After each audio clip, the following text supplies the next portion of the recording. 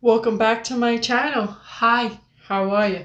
If you're new here, my name is Jo MacLean and I do true crime that happened here in Canada every Tuesday and Thursday. So if you like makeup and you like true crime and you like Canada, this is the channel for you. So make sure you hit that like and subscribe button. Wow, I almost stuttered there. All right, how is everyone doing? How's everyone's weekend? Hope you guys enjoyed my last Tuesday video. I'm excited about this one. This one has been told to me to do by so many people. Everyone's like, do this chick, na na na na na na na. And now that I said chick, if you guys don't know who it is, you're not from Canada. So this is kind of like a 2-for-1 deal in the sense that she didn't act alone and she had somebody else participating, and that person who is participating is also a well-known, I don't want to say a household name in Canada, but he is.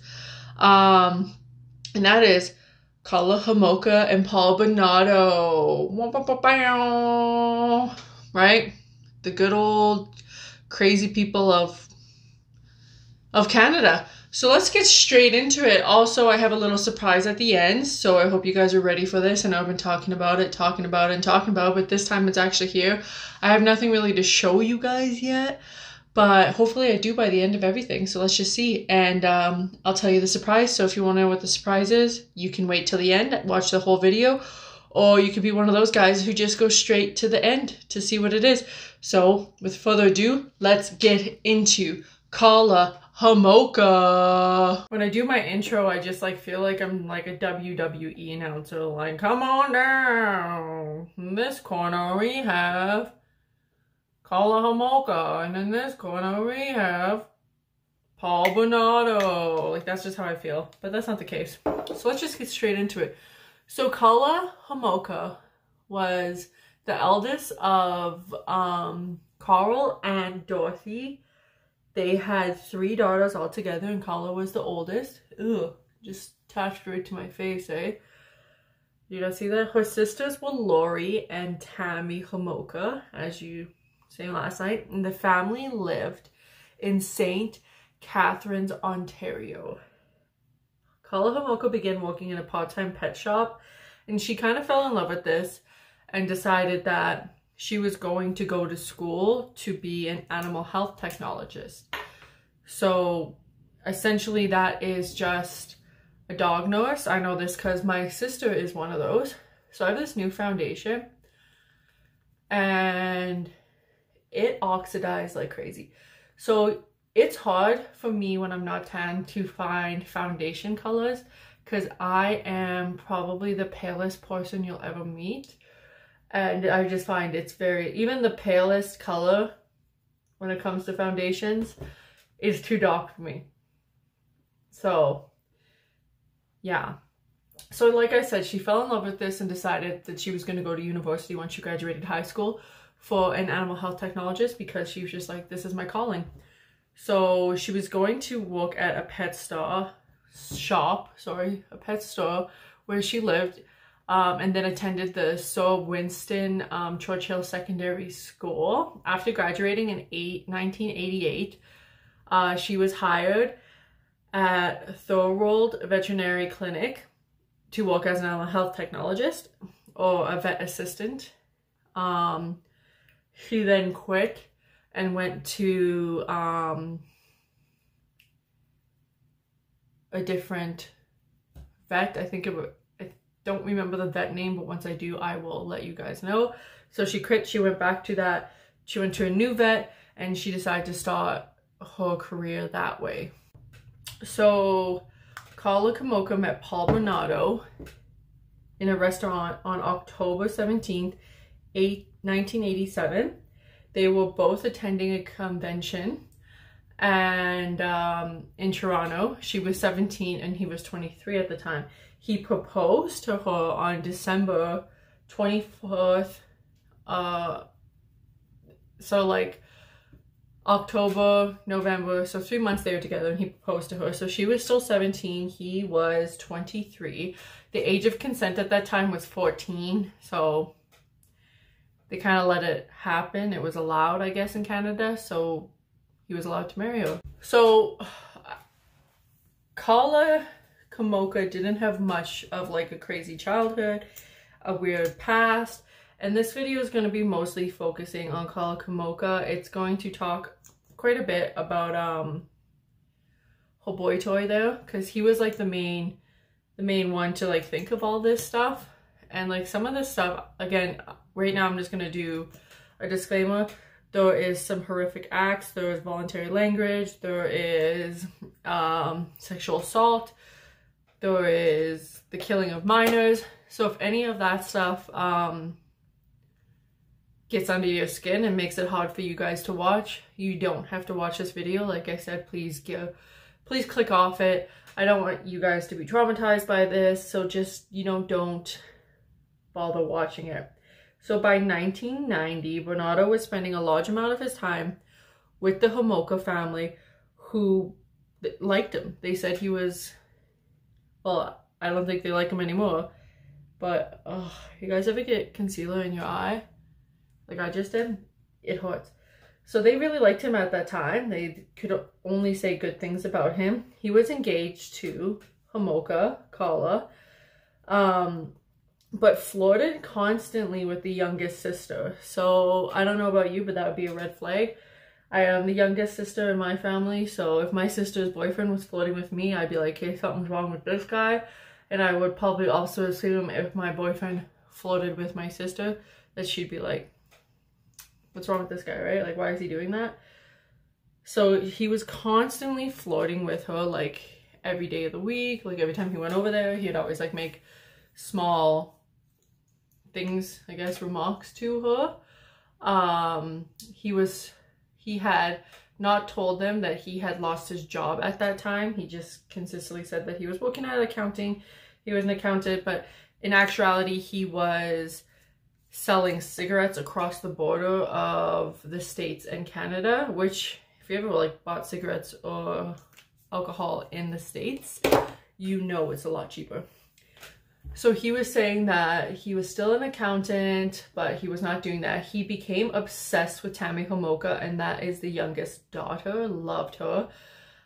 He was peeping on her in his window when she changed, and he would even go as far as breaking into her bedroom while she was sleeping to masturbate. That's disgusting, in my opinion. Peeping Tom. And again, if you think about it, if Karla Homolka was only 17 when all this was going on, how old was Tammy, right? So he was entering a room and masturbating while she slept. Karla helped him by breaking the blinds so he wouldn't make noise when he would break into her sister's room to masturbate. So she was like, he was like, hey man, I'm really obsessed with your sister. I know I'm engaged to you, but I want to break into her room and masturbate. And Karla's like, oh cool, let me help you. Again, red flag right there, right? Like, he's not a good guy. Get out, sis. That's what I would be like anyways.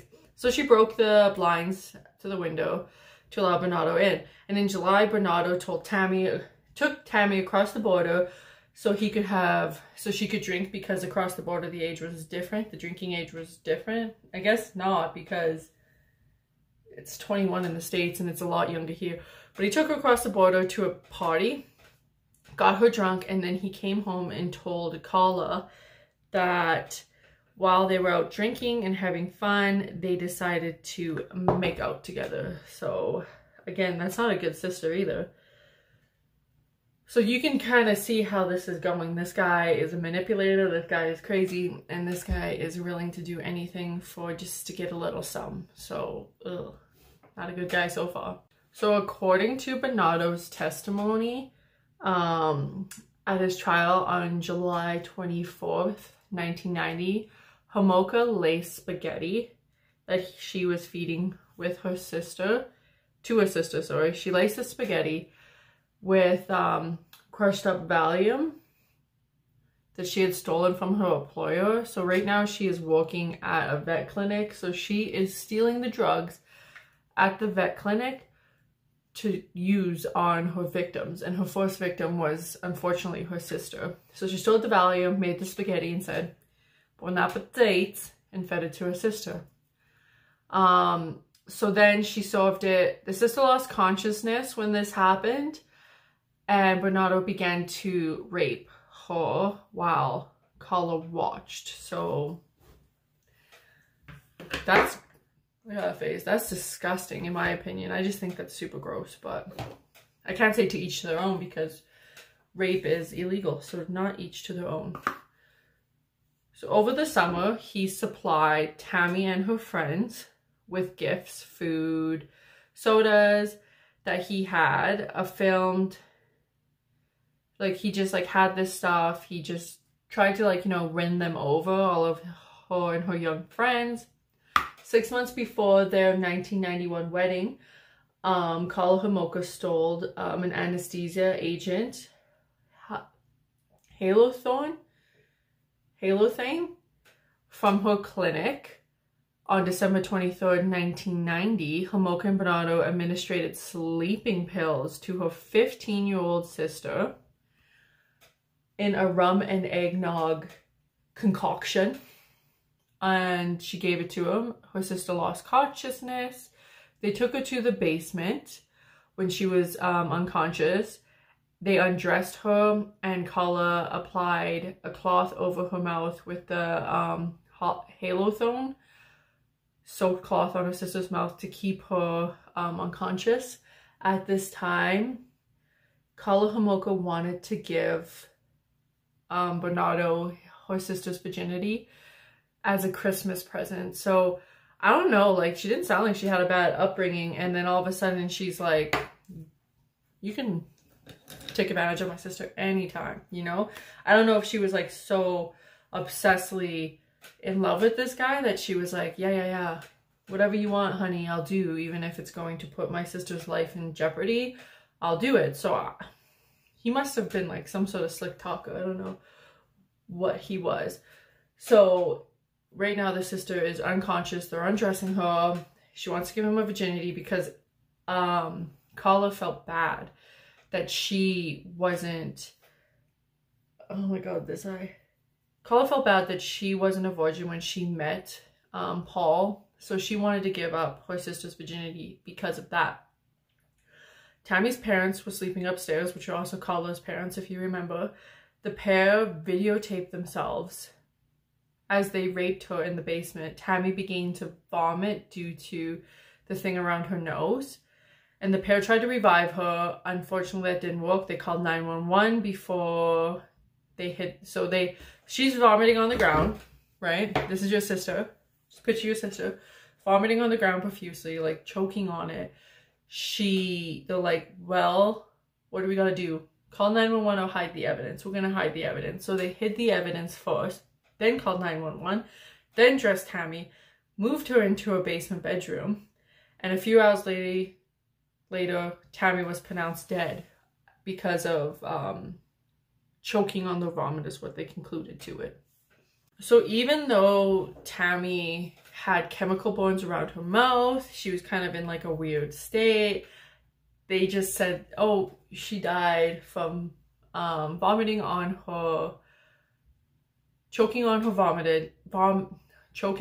vomit due to the rum and eggnog that Karla and Bernardo gave her. So they just assumed her death was an accident, and Paul and Karla Homolka got away with it. It's a tongue twister, these names.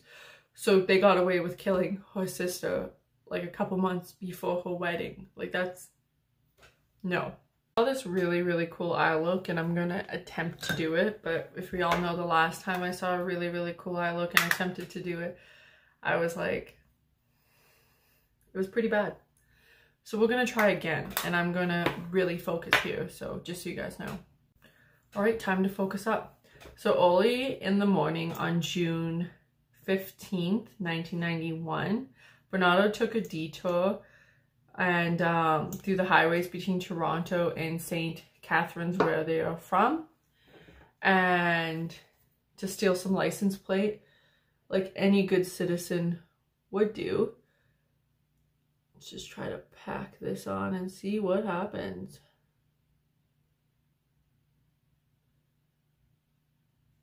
Now I went quiet, eh? So like any good citizen would do, he went to go steal some license plate. He found Leslie, sorry, it's Leslie, on the side of the road. She was 14-year-old, had missed her curfew after attending a funeral, which is like, what funeral goes that late? I thought funerals are like first thing in the morning, but might be different. I don't know. So she missed her curfew due to attending a funeral, was locked out of her house, and has been unable to find anyone to let her in. So Bernardo was like, let me take you to a place. So he convinced her, he left his car and eyed up the victim. He's like, this is the one. We already killed one goal, let's try to kill another one, right? So he eyed her up, took the victim. Bernardo approached her and told her he was looking to break into the neighbor's house. Unfazed, she asked if he had any cigarettes. Like, this chick was like, got any cigarettes then? Like, somebody came in to me and told me that they were going to break into my neighbor's house, I'd be like a little bit scared. But I guess if like, she didn't care. Asked if he had any cigarettes. As Bernardo led her to his car, he blindfolded her, forced her into the vehicle, and drove her to Port Dalhousie, where he informed his wife at the time that they have a new playmate, because he's crazy. So he informed her that they have a new playmate. This is the hard part. Okay. I think I kind of got it, so here we go. I should just do one eye and call it a day. So he informed her that they have a new playmate, and my dog's coming in. So if you hear any footsteps, it's just my dog. They had a new playmate. Karla and Homolka subsequently videotaped themselves torturing, that's just my dog, torturing and sexually abusing Leslie, all while listening to Bob Marley and David Bowie. So like, they're literally blasting, don't worry about a thing, be happy, while they're sexually abusing this child. Like, I don't know if Bob Marley's the last thing I want to hear. So they'll, and David Bowie, I don't know any David Bowie songs off the top of my head. So I could not tell you which, some of you guys are going to read me for that, but hey. I'm not a David Bowie fan in the sense of me knowing a lot of his music. I'm a David Bowie fan in the sense of he's a good person. So that's what they were blasting before she died, which is weird. So they were blasting David Bowie, like I said, 15 times.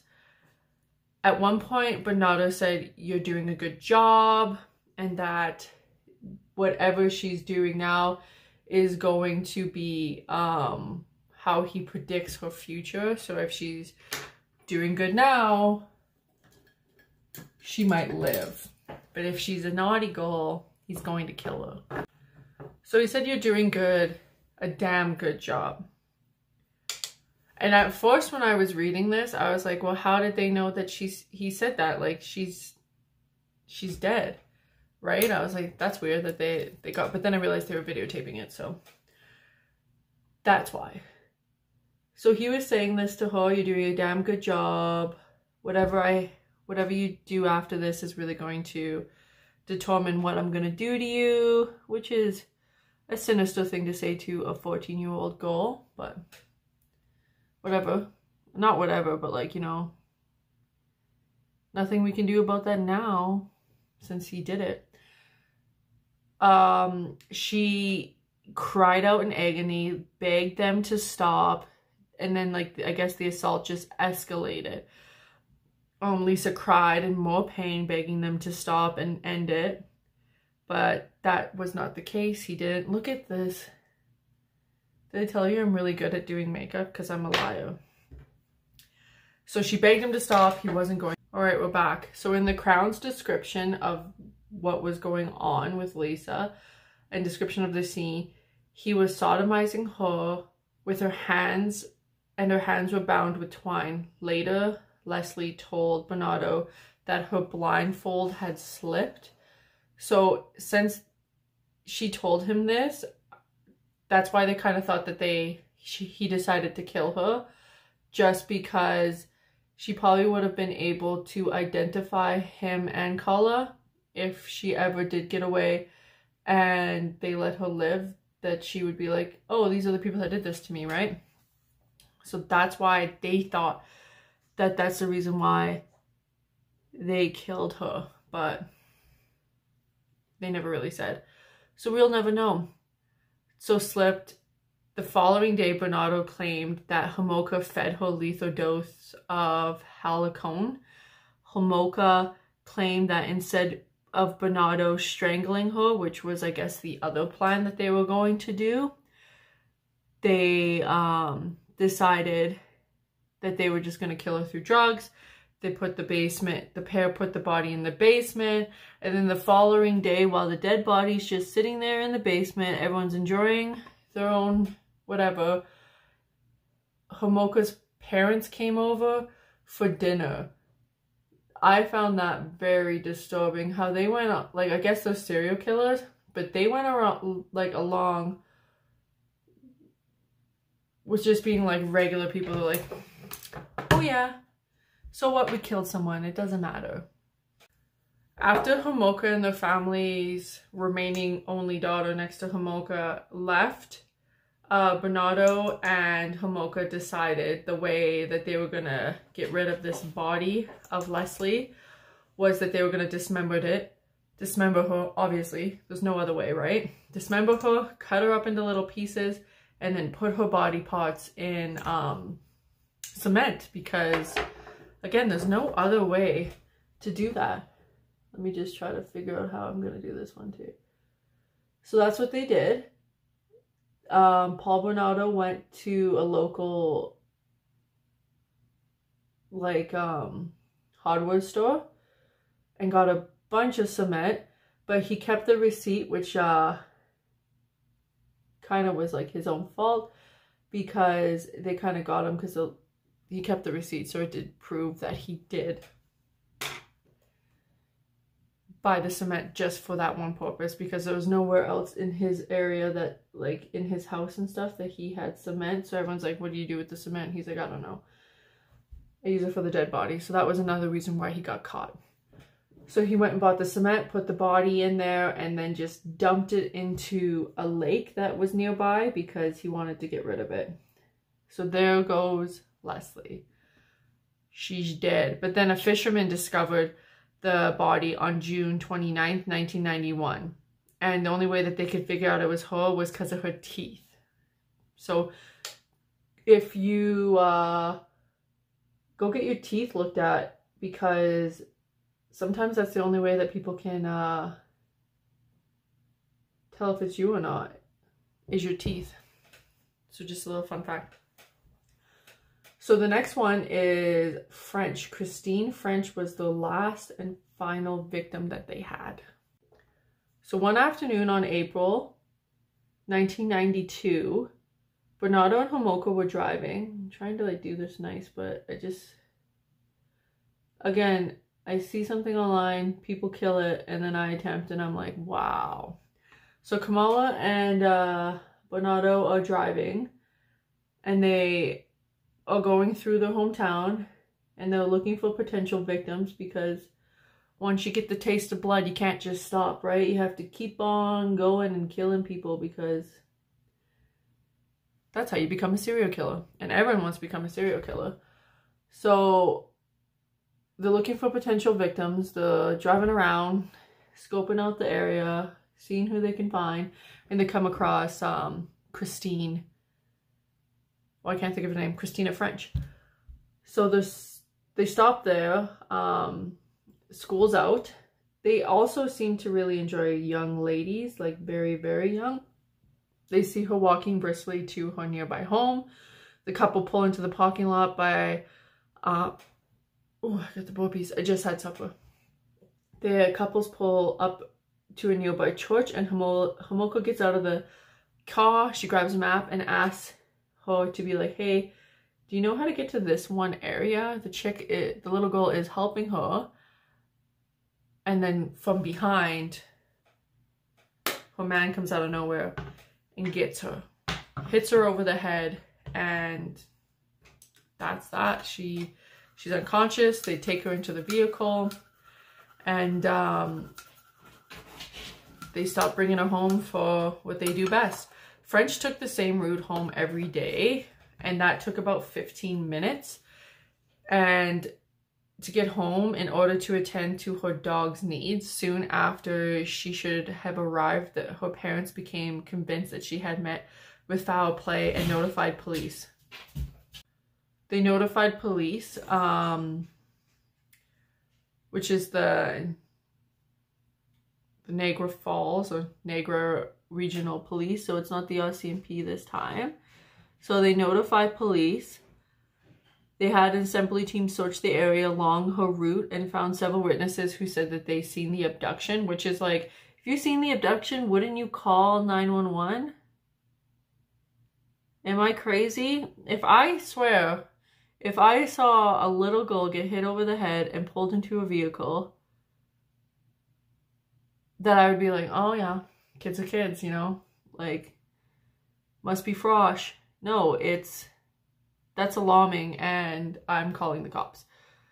So they said that there was a lot of witnesses saying that they thought she was abducted around that area. They've seen it in different locations, thus giving police a fairly clear picture. In addition to one of Christine's shoes recovered from the parking lot, they kind of were like, yeah, she was abducted. So over the 3 days of Easter, because this is now Easter long weekend, Bernardo and Homolka videotaped themselves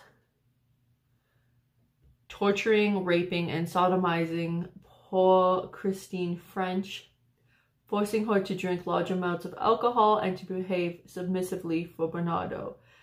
At Bernardo's trial, the Crown prosecutor said that Bernardo always intended to kill her because she was never blindfolded. So when they were videotaping her, they never blindfolded her, so it didn't matter if she saw their face. Where with Leslie, they had her blindfold the whole entire time, and when she said that she, the blindfold was slipping is when they were like, oh, we have to kill this chick. This look is different. This is just like a regular going out for groceries, picking up your kids from daycare type of look. Just casual, you know. Not too much, not too little, just, you know, I'm just going to go get the kids. That's what this look is. So while Bernardo, so I guess this guy was crazy, as we can tell. While Bernardo was out buying pizza on April 18th, he was spotted by Carrie, who he had stalked in previous months. So he's already been like stalking people, looking for them, looking for another victim. And her report to the NRP was mishandled by police, as noted by the judge in his 1995 inquiry into the police investigation of Bernardo's clients. Thus, if that police report was accurate when he was stalking her, they probably would have been able to go get Paul Bernardo and maybe even saved French's life. But since it was mishandled, like if a lot of the cases that we deal with here, he got away with it, which is something we know and love, because that just seems to be how everything is when it comes to any of these big cases. The following day, the couple murdered French before going to Homolka's house for Easter. I feel like there's a correlation here where they're like, every time my parents invite us over for dinner, let's kill someone, you know? Like, that's just how I feel, like how these people roll. Again, they're also crazy, so whatever. So as they're deciding to go over to Karla Homolka's parents' house, they say, we gotta get rid of this dead body. So they strangled the poor girl, French, for exactly 7 minutes, is what Karla Homolka said. For exactly 7 minutes, they strangled her.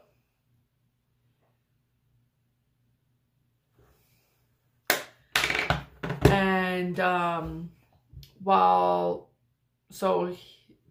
why can't I speak today? Today is a bad day. So Bernardo strangled her while Homolka watched. I don't know if like that was like Homolka's thing, where she just like got off on it. I find with these looks, I really have to focus in, and it's hard to read and focus on these ugly looks that I come up with in my head. So he did it for 7 minutes. Bernardo said that Homolka beat her with a rubber mallet because she had tried to escape, and French ended up being strangled by a noose around her neck. Immediately, Homolka went to fix her hair after she killed her, which when I read that, I was like, this chick's nuts. Like, why is she fixing this chick's hair? Like, she's dead. Like, I did not understand that. French's nude body was found in the ditch on April 30th, 1992, approximately 45 minutes from St. Catherine's, which is where Homolka and them lived, and short distance from the cemetery where Leslie is buried. She has been washed and her hair had been cut, but during the trial stages, Homolka said that they cut her hair. They thought it was like, a lot of detectives and stuff thought it was like for trophy reasons why they did it. But I guess they did it due to the fact that they didn't want people to know who the body was, and they wanted it to be easier for them to get away with it.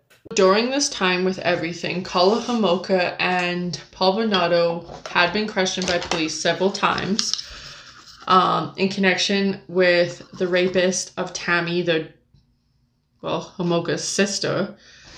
So they were questioned about different types of rapes around this. Bernardo's stalking of Sydney and what was it? The other chick's name that I can't remember. Before the death of Christy French, the officers filed a report, and on May 1992, the NRA Senate and Constable interviewed Bernardo briefly just to talk to him about the death of Christy French. The officers decided that he was unlikely a suspect, although Bernardo admitted having been questioned in connection with other rapes. So this is another one where I'm like, we had the guy, all we had to do was arrest him, lock the key, and nothing. You know what I mean? Like, he's right there, and they're like, you know what? He actually sounds like a cool guy. We should hang out with this dude more. When it's like he's a murderer. So 3 days later, a Green Robin task force was created to investigate the murders of Leslie and Christina French. Meanwhile, the couple applied to have their names changed legally due to the fact of them being questioned so much by the police, even though I don't really think that does that much. They're still going to kind of know who you are. So they wanted to change their names. I'm sorry, I always seem to put my thing here. It just seems to be a habit. I'm going to learn eventually. So they decided that they were going to change their names legally from Bernardo and Homolka to Teal, which Bernardo had taken from a villain from the 1988 movie who was a serial killer. Fitting. And at the end of May, John Moulton, an acquaintance to Bernardo, also reported Bernardo as a possible murder suspect, so he's not getting away with it this time. And in December 1992, the forensic science finally began testing the DNA samples provided by Bernardo 3 years earlier. So now I'm just going to try to blend this out. So we'll see what happens. On 27th of December 1992, Bernardo severely beat his wife Homolka with a flashlight on the limb's head and face, claiming that she had been in an automobile accident and severely bruised. Homolka returned to work on the 4th of January 1993.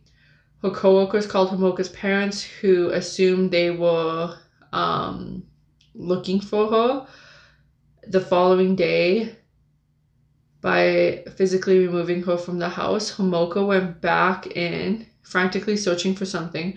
Her parents took her to St. Catherine's General Hospital, where her injuries were documented, and she gave a statement to the NRP claiming she had been battered. She was a battered spouse, and filed charges against Bernardo. He was arrested but later released on his own recognizances Oh, I just fucked this right up because I was staring. Oh, Jordan. Oh. Okay, that doesn't look too bad now. And I also realized I forgot to use my mic halfway through this. And like I said, today it's just not my best video. And that's okay. And I was actually really excited to do this one. So they started to investigate him a little bit more just due to the fact that there's all these complaints against Bernardo. His friends are kind of like ratting him out now. And everyone's like, this guy could be a killer. Whoops. So with, that was probably the one, that was the one I needed. So with the evidence going on that they were looking at, it took them 26 months after the sample had been submitted by police for them to get their evidence back. Bernardo's evidence matched one of the rapes, and he was placed under 24-hour surveillance, which I find is kind of like hard to believe because like the evidence matched the DNA. So like, why is he getting placed under surveillance? Why isn't he just going straight to jail? But whatever, I'm not a detective, I don't know the rules. So I don't know how that worked. So the Metro Police of the sexual assault investigated Karla Homolka after the battery. They had an interview with her. She denied the battery. She denied everything. Later that night, she told her aunt and uncle about the murders and rapes of Leslie and Christina Christina French, sorry. And that the rapes were recorded on video. The NRP, meanwhile, reopened the investigation of Tammy Homolka's death. And on the 11th of February of 1993, Homolka met with a lawyer. They sought for full immunity due to her cooperation. I can't speak today. Because of her cooperation. And then they got the name change. So she's now changed her name. They went back to the Crown's office. And the Crown was like, I'm going to be honest here, that's probably not going to happen. She is not going to be able to get full immunity just because she's willing to rat on her husband. Doesn't mean she gets to walk free from having complete involvement in the murders of 3 women. So the metrosexual assault squad and Green Robin Task Force detected arrested Paul Bernardo due to the facts of what his wife was saying. And they arrested him and they had search warrants for the house, but the search warrant had like a lot of like no's. They weren't allowed to knock down any walls. They weren't allowed to take anything from the premises. All videos that they were looking for about the assaults and stuff had to be watched at the house. They weren't allowed to take anything from the house that wasn't a video or any other evidence that they were like 100% looking for. So, and then they had to keep going back and getting more and more search warrants. So they kept getting more search warrants and they kept doing that. And then they only found one videotape, and it was of Karla Homolka doing oral sex on some female who they have no clue who that female was. So it wasn't even like worth it at the end. So they were kind of like choked at that, but that's just that. So on May 5th, 1993, Walker, who is the lawyer for Karla Homolka, found out that the government was offering Homolka a 12-year sentence plan bargain that she had 1 week to accept. If she declined this bargain or this offer, she would be charged with 2 counts of first-degree murder and 1 count of second-degree murder and other crimes. Walker accepted this offer like right at the bat, which like who wouldn't, and later agreed to it. Homolka later agreed to it. On the 14th of May, 1993, the plea agreement between Homolka and the Crown was finalized, and she began giving her statement to the police and investigators. So on May 18th, 1993, Homolka was arraigned on 2 counts of manslaughter. Bernardo was charged with 2 counts, each of kidnapping, unlawful confinement, aggravated assault and first-degree murder, as well as one of the dismemberments.